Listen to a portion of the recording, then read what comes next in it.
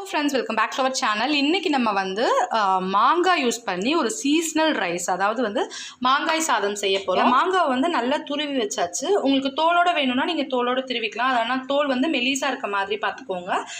இது வந்து பாத்தீங்கன்னா தோல் கொஞ்சம் கனமா இருந்துச்சு. அதனால வந்து தோலை வந்து நீக்கிட்டு அதுக்கு அப்புறமா துருவி வச்சிருக்கோம். சோ இது வந்து பாத்தீங்கன்னா ஒரு 1/2 கப் அளவுக்கு வந்திருக்கு.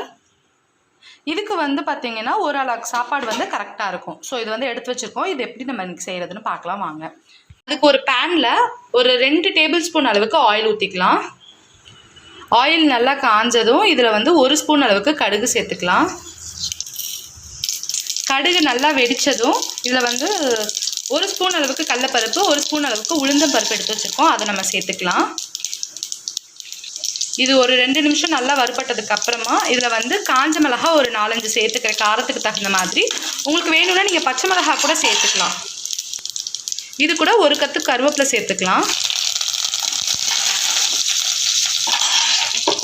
இது கூட ஒரு பிஞ்ச் அளவுக்கு பெருங்காயத்தூள் ஆட் பண்ணிக்கலாம்.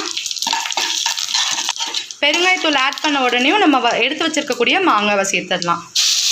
மாங்காவை சேர்த்துட்டு நல்லா வறுத்துருங்க. அதில் இருக்கக்கூடிய தண்ணி வந்துட்டு லைட்டாக வெளியேறணும். அது அளவுக்கு நல்லா வதக்கிக்கலாம். இது வந்து பாதி அளவுக்கு கொஞ்சம் வெந்துருச்சு. ஒரு 1 மினிட் தான் நல்லா சாட்டே பண்ணாங்க. இதில் வந்து இப்போ ஒரு 1/4 ஸ்பூன் அளவுக்கு மஞ்சள் தூள் சேர்த்துக்கலாம். அந்த கலருக்காக, கலர் வேண்டாம்னு நினச்சிங்கன்னா இதை நம்ம அவாய்ட் பண்ணிக்கலாம். அந்த தண்ணி நல்லா இஞ்சிற அளவுக்கு நல்லா வதக்கிக்கலாம். இப்போ தண்ணியெல்லாம் நல்லா இஞ்சிருச்சு. ஸோ மாங்காய் வந்து சூப்பராக ரெடி ஆகிடுச்சு. எனக்கு வந்து டோட்டலி 1.5 நிமிஷம் ஆச்சு. இப்போ இதில் வந்து நம்ம சாப்பாடு எடுத்து வச்சுருக்கோம்ல, அதை நம்ம சேர்த்துடலாம்.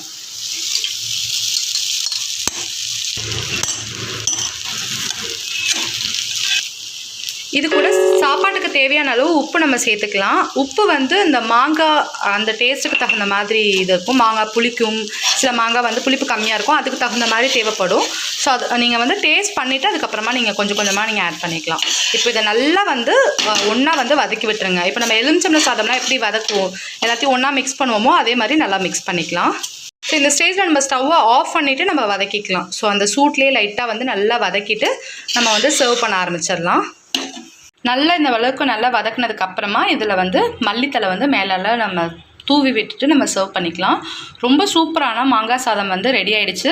கண்டிப்பாக ட்ரை பண்ணுங்கள். ஏன்னா சீசனுக்கு மட்டும்தான் நமக்கு அந்த மாங்காயோட டேஸ்ட் வந்து நல்லாயிருக்கும். ஸோ அப்போ செஞ்சு பார்த்தா தான் ரொம்ப நல்லாயிருக்கும். கண்டிப்பாக இதை நீங்கள் உங்கள் வீட்டில் ட்ரை பண்ணிவிட்டு எப்படி இருந்துச்சுன்னு மறக்காமல் கீழே கமெண்ட்டில் சொல்லுங்கள்.